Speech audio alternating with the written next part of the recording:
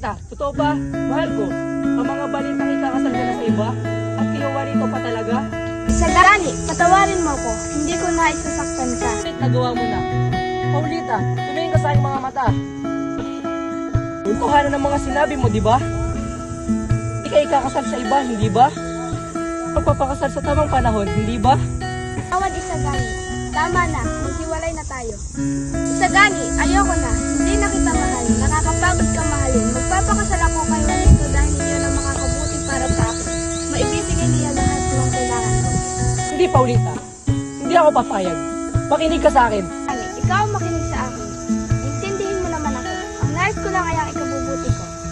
Hindi mo sa akin maibibigay ang buhay na akin nakagustuhan. Hindi mo iyon kaya. Kapag pipiliin kita, hindi ko alam kung saan ako pupulutin. Wala akong magandang kinabukasan sa piling mo. Sinta, aking Sinta. Sabihin mo sa akin ang aking dapat gawin upang manatili ka. Gani, hindi sapat ang pag-ibig na kaya mong ibigay para tayong dalawa ay mabuhay. Hindi ako mapapakain ng pag-ibig na sinasabi mo, ni hindi mo rin ibig ang sayawang lubos kong hilig. Ipagpatuloy mo na lamang ang iyong pangarap para dyan sa inyong lalawigan. Hindi. Mahal ko. Sabihin mo nagbibiro ka lang. Isagani, hindi. Buo ng desisyon ko at alam kong tama iyon. Formal na ako nakikipaghiwalay sa iyo. At magpapakasal na ako kay Juanito sa Makalawa. Mas mabibigyan niya ako ng magandang buhay kaysa sa iyo. Patawarin mo ako Isagani, ngunit hanggang dito na lamang tayo. Pero Paulita, mahal kita. Mahal na mahal kita. At mababaliw ako kapag nawala ka. Alam ko.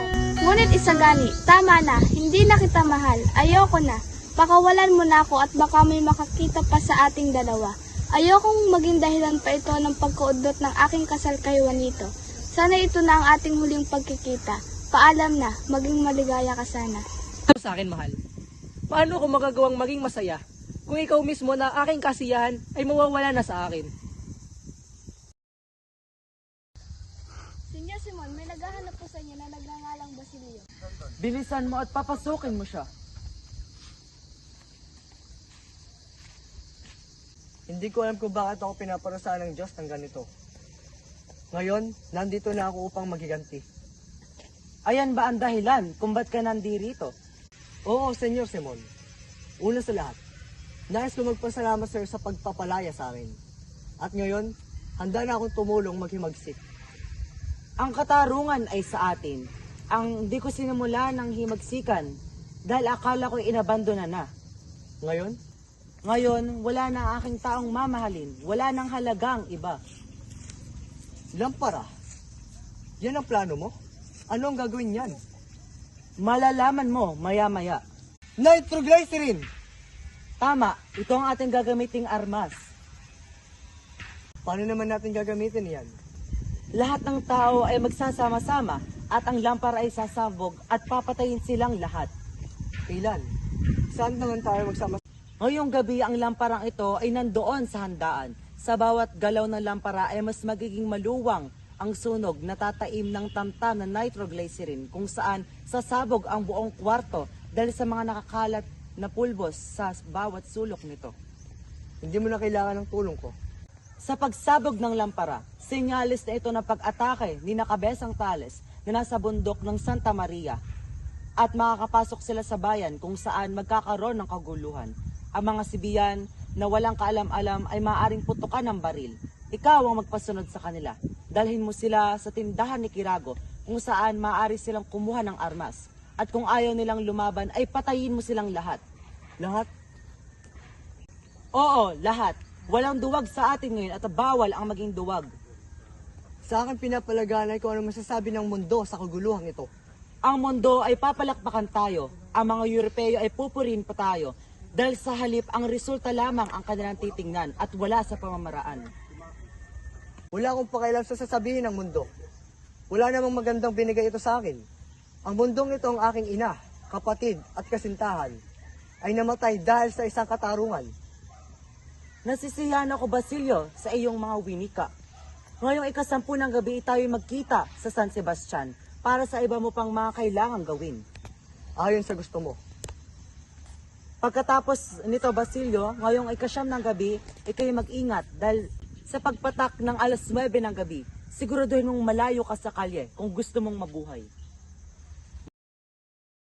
Sa pag-alis ni Basilio sa tahanan na mag-alahas, nakaramdam siya ng saya sa kanyang puso. Sa halip, mabibigyan niya ng katarungan ang mga minamahal niya sa buhay.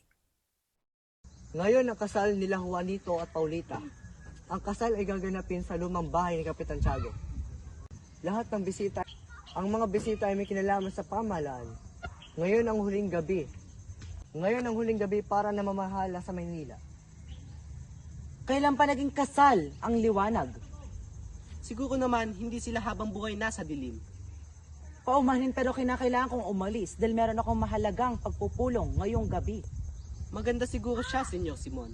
Kung anong iniisip mo, hindi yun ang nasa isip ko. Nagkakamali ka, kahit kailan hindi ako malululong sa pag-ibig. Papasukin mo ako! Hindi ka maaari pumasok ng walang imbitasyon. Anong nangyayari dito? Wala naman po, Senyor Simon. Sa eskolta, dali!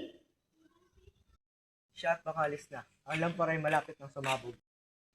Kasi gani, bakit ka naririto? Wala. Gusto ko lang siya masilayan sa huling pagkakataon. Gusto mo bang mamatay? Umatay! Ang puso ko'y matagal ang patay. Simula nang iniwan ako ng tao kong pinakamamahal. Naghihintay ang kamatayan dyan sa bahay na yon. Anong ibig sabihin mo, Basilio? Ang lamparang handog ni Senyor Simon ang dahilan kung bakit malawakan ang tahanan ng pagsabog ng piging. Hindi maaari yan. Ayun ang mangyayari sa gani. Ang lamparang yan ay anumang oras ay sasabog na. Halika't tayo ay umalis. Natisil Pares na nilagdaan ni Crisostomo Hibara? Imposibleng patay na siya. Sino ba siya? Bakit natatakot kayong lahat sa kanya? Isang masamang biro, may mga kababaihan dito. At isa pa, paano makakapagsulat ang isang pinabaster na 13 taon ng patay?